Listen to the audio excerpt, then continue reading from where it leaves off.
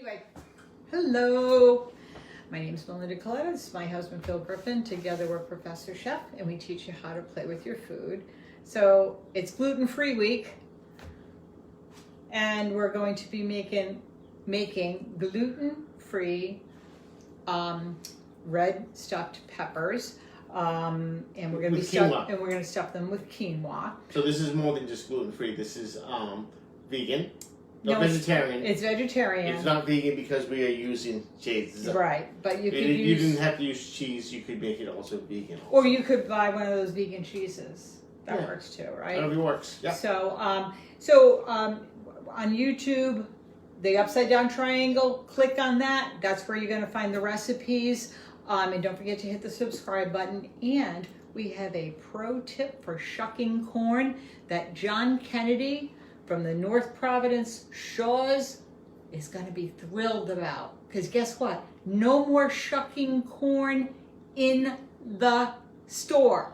Well, Thank you, Jesus. You should have never been shucking corn. Right. Because you're actually damaging the corn. Yep. And now, if you're shucking corn and people are around breathing, and you know where their hands are, blah, blah, blah, you're not very healthy. But also... It wasn't very healthy when they were doing it in the store either. Right, but when you take the husk off the corn before you cook it, it should be immediately before you cook it, not hours or days that's before. Mother Nature's little... Yeah, it's Mother Nature's little perfect package. All right, are you... I'm done. All right. So we need the corn. Can you hit it in the microwave for a few seconds, please? Okay. So she's going to get the corn ready. So what we have done is we have pre-cooked our quinoa. I forgot to get a spoon. Sorry. It's a grain. I mean, it's a seed, not a grain. A lot of people think that it's a grain. And we cook this in vegetable stock. It's a 2-to-1 ratio. So 2 liquid to 1 of the two pots. Water. Vegetable stock. Or vegetable stock too. To 1 pot quinoa. And you want to use vegetable stock, preferring water because water has no flavor. Right. You're a little light on the cheese, aren't you? Yeah, well. Right, so we get some cheese. Another protein we're adding to this is black beans. We have made a black bean burger, so that makes another appearance. Quinoa has made an appearance before in the quinoa in risotto quinoa pie. Oh, that's right. So yeah. We've done a black bean burger, so that's really, really good. That'll be Meatless Monday. And we did the spinach and quinoa pie. Those are another Meatless Monday items. Yeah, so for those recipes, I'll put the link up there. You can click on those and go to those. Right. So these are diced tomatoes. Correct. Roasted or fire roasted diced tomatoes would be really, really good in this application. That's what those are. Oh, yeah. Okay, good. All right. I'm going to put some green chilies in here. So you don't have to do this. If you like a little bit of a bite of heat, you can put this in. And once again, recipes are merely a suggestion. You can tailor it and make them on your own. I just put a little bit of that juice in there. You did? Yeah. All right. You okay with that? I'm okay. All Are right. you okay with it? All right. Okay, so. Un momento, por favor. I gotta get these chilies out of the way. Those aren't the jalapeños, by the way. Yeah. So, you're going to mince them up a little bit? Yeah. Run your knife through it?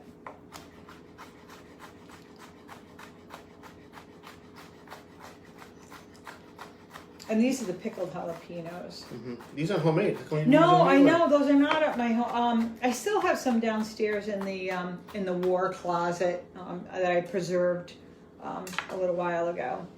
All right. Are you doing the corn or am I doing the corn? I'm doing the corn. All right, go for it. All right, so you get your corn. You leave it in the husk. You bring it home. When you want to cook it, you put this in the microwave, just like this. No water, nothing. Just chuck it in there.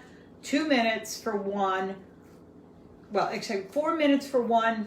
8 minutes if it's more. You can keep putting it back and forth. You're a lefty. Yes, I am. That means I'm in my right mind. Yeah, there you go. So I want you to cut the corn a little bit over where the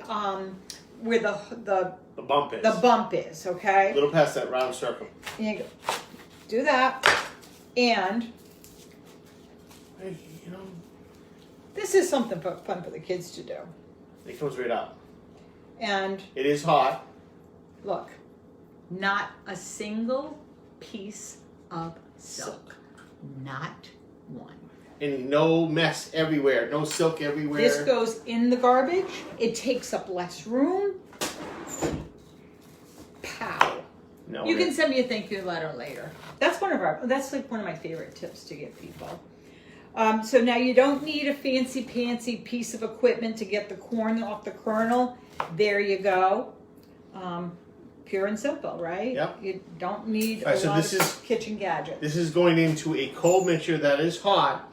So just remember. So this is cold, this is hot. Right. There you go. So a little backwards. But if you're not going to cook it right away, don't do that because temperature's danger zone. Yeah.